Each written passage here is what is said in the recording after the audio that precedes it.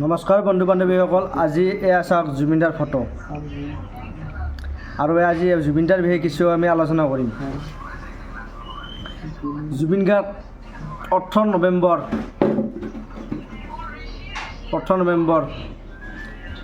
অসম এগৰাকী প্ৰসিদ্ধ খণ্ডশিল্পী। জুবিন গাৰ্গৰ বিষয়ে কিছু আমি আলোচনা কৰিম। 1972 চনৰ 18 নৱেম্বৰত মেঘালয়ৰ তুৰাত জুবিন গাৰ্গৰ জন্ম হয়। জুবিনৰ পিতৃৰ নাম হৈছে মোহিনী মোহন বৰঠাকুৰ আৰু মাতৃ স্বৰ্গীয় ইলি বৰঠাকুৰ।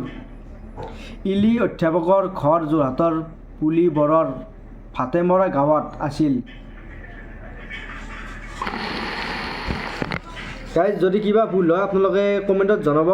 মানে মই যিখিনি ক'ম মই গুগলত চাই কেনে ক'ম, তাতে কিছুমান ভুল থাকিব পাৰে। যদি তাতে ভুল হয় মোৰো ভুল হৈ যাব পাৰে, তাৰ কাৰণে মোক ক্ষমা কৰি দিব আৰু আপোনালোকে কমেণ্টত শুধৰাই দিবলৈ চেষ্টা কৰিব। জুবিনৰ পিতৃ পৰিয়াল মূলতে শিৱসাগৰ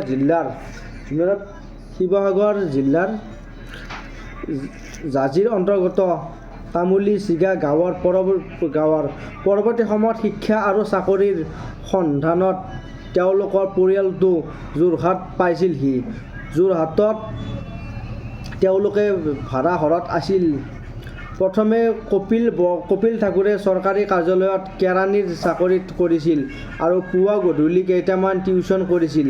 কপিল বৰঠাকুৰে কলা শাখাত স্নাতক উত্তীৰ্ণ হৈছিল যদিও অৰ্থভাৱত স্নাতকোত্তৰ সম্পূৰ্ণ কৰিব নোৱাৰিলে। কিন্তু তেওঁ কোনোপধ্যেই ভাই ভনী আৰু নিজৰ শিক্ষা জাতি পঢ়িবলৈ দিয়া নাছিল। চাকৰি সন্ধান কৰি থাকোঁতে তেওঁৰ তুৰাত বৰ্তমানলৈকে ভাল চাকৰি এটা পালে আৰু তাতে 40 টকাত এটা ৰুম ভাড়া লৈ থাকিবলৈ ল'লে। পৰৱৰ্তী সময়ত তেওঁ অধিক পঢ়া শুনা কৰি অসম লোকসেৱা আয়োগৰ পৰীক্ষা অৱতীৰ্ণ হয়। সেই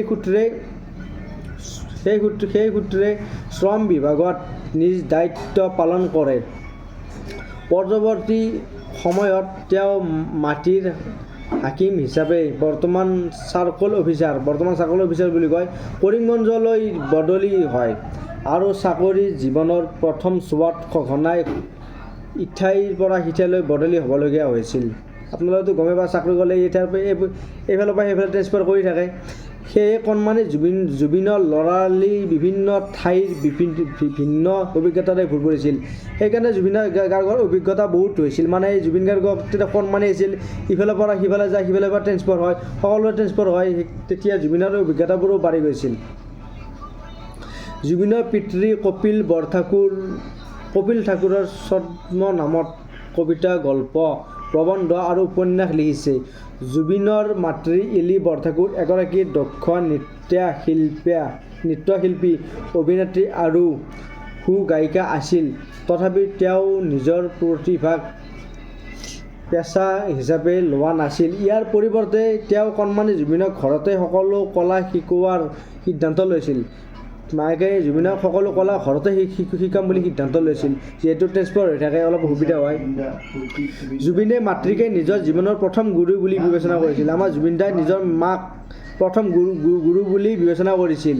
জুবিনৰ ভগ্নী দুগৰাকী, জংকী বৰঠাকুৰ আৰু পামী বৰঠাকুৰ।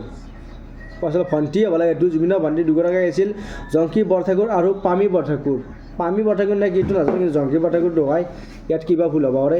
জংকী এগৰাকী গায়িকা আৰু অভিনেত্ৰী আছিল। তেওঁৰ ভণ্টি জংকী এগৰাকী গায়িকা আছিল আৰু অভিনেতা আছিল। দুৰ্ভাগ্যজনকভাৱে 2002 চনত তেজপুৰত ঘটা এটা শোকাবহ মটৰ দুৰ্ঘটনাত জংকীৰ মৃত্যু হয়। এটা এক্সিডেণ্টত জংকীবাৰ মাৰা গৈছে। মৃত্যু হৈছে 2002 চনত। ইয়াৰ পাছতে জুবিনে জংকীৰ স্মৃতিত শিশু নামৰ এটা এলবাম মুক্তি দিয়ে আৰু জংকীবাৰ স্মৃতিত জুবিন গাৰ্গে শিশু নামৰ এটা এলবাম বনাইছিল, এইটো মুক্তি দিছিল। আনগৰাকী ভগ্নী পামী বৰঠাকুৰ, এইটো পামী বৰঠাকুৰ নে কিবা পালমি নেকি, কিন্তু ভালকৈ মই নাজানো। এইটো মানে ইয়াত পামী বুলি লিখা আছে, আপোনালোকে ক্ষমা কৰিব। পামী বৰঠাকুৰ এগৰাকী অধ্যাপক আছিল। বৰঠাকুৰে সাংগীতিক ভূগোলত গৱেষণা কৰি ডক্টৰেট অৰ্জন কৰিছে। তেওঁ বৰ্তমান অসমস্থিত ৰয়েল গ্ল'বেল বিশ্ববিদ্যালয়ৰ অধ্যাপক হিচাপে কৰ্মৰত। 2002 চনৰ 4 ফেব্ৰুৱাৰীত জুবিন গাৰ্গে ফেশ্বন ডিজাইনাৰ গৰিমা শইকীয়াৰ সৈতে বিবাহপাশত আবদ্ধ হৈছিল। 2002 চনৰ 4 ফেব্ৰুৱাৰীত জুবিন গাৰ্গে বিয়া পাতিছিল। গৰিমা গাৰ্গ নামৰ ফেশ্বন ডিজাইনাৰ এজনীক বিয়া পাতিছিল। আমি অলপ শিক্ষাৰ বিষয়ে আলোচনা কৰোঁ। পিতৃৰ চাকৰি সূত্ৰে জুবিন গাৰ্গৰ শিশুকাল একাধিক ঠাইত বিস্তৃত হৈ আছিল। তুৰাত জন্ম হোৱা শিশু জুবিনে শৈশৱৰ 2 বছৰ তেজপুৰত কটাইছিল। ইয়াৰ পাছত পৰিয়ালটো যোৰহাটলৈ অহাত তেওঁক চীনামৰাৰ ইংৰাজী মধ্যম স্কুলৰ কাৰ্মেলত নামভৰ্তি কৰাই দিয়া হয়। ইয়াৰ পিছত কৰিমগঞ্জত কথা আলোচনা কৰোঁ অলপ। ইয়াৰ পিছত পিতৃৰ চাকৰি পুনৰ বদলি হৈ গৈছে। তেওঁ কৰিমগঞ্জলৈ যাবলগীয়া হৈছিল। পিতৃ কপিল ঠাকুৰে এইবাৰ হাকিম হিচাপে কৰিমগঞ্জত যোগদান কৰিছিল।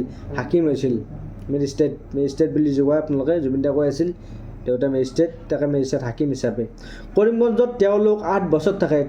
কৰিমগঞ্জত 8 বছৰ আছিল। পিতৃৰ দৃষ্টিত শিশু অৱস্থাত জুবিন দুষ্ট আৰু খটখটীয়া হিচাপে পৰিচিত।